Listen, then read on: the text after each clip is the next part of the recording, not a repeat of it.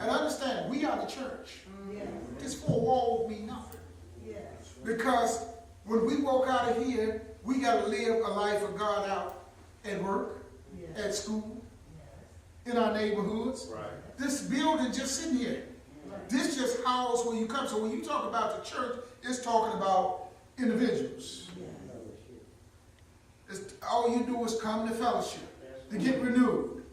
You know, you drive your car so long, you got to put some more gas in it sometime. In the Christian walk, you got to come and be re-energized. Right.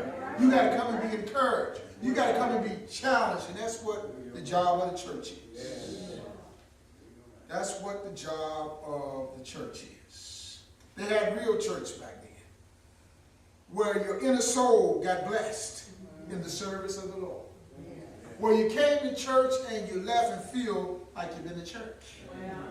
Like God moved, like God ministered to you, like God strengthened you, like God encouraged you.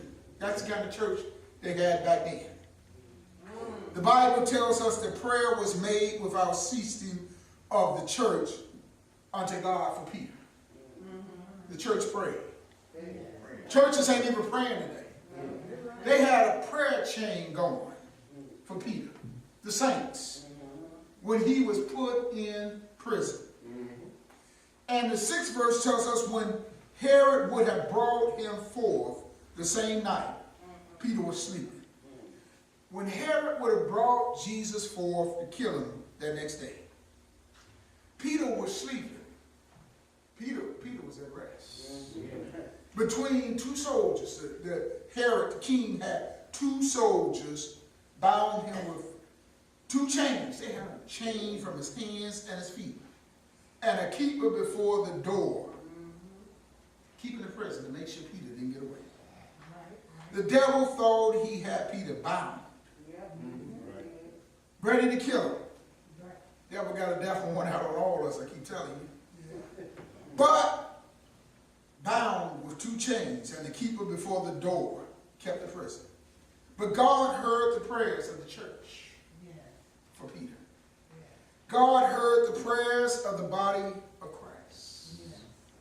God heard the prayers of the righteous. Have mercy, Lord.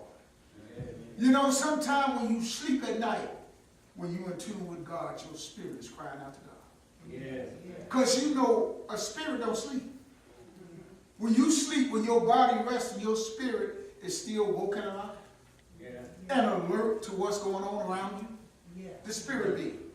You know that. And you know God is a spirit.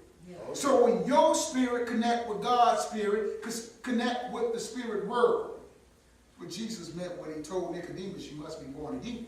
You got to be born of the spirit. You got to have a fusion of the spirit dwelling in you.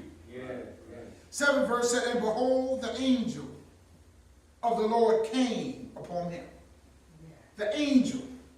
I keep telling you, if you believe in God, you got to believe in the spirit realm. You got to believe in angels. When Jesus was in the Garden of Gethsemane, he said, think not that I can't pray to my Father now. And he'll send me 12 legions of angels. When Elijah and Elijah, when the army was against him, he kept telling them, they that be for us is more than they that are against us. Elijah said, open his eyes that he may see me. In the trees there was angels, wrapped all in the trees, waiting to defend Elijah and Elijah. The spirit world. The spirit world.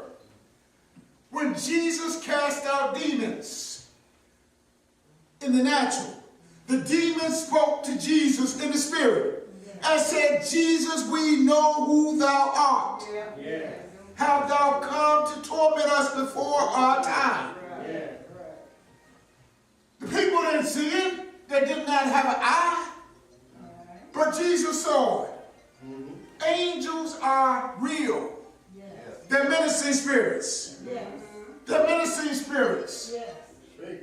When Mary was to give birth to Jesus, an angel came down to Mary and said, thou shalt give birth to a child. Elizabeth, Gabriel came down, a messenger angel from God.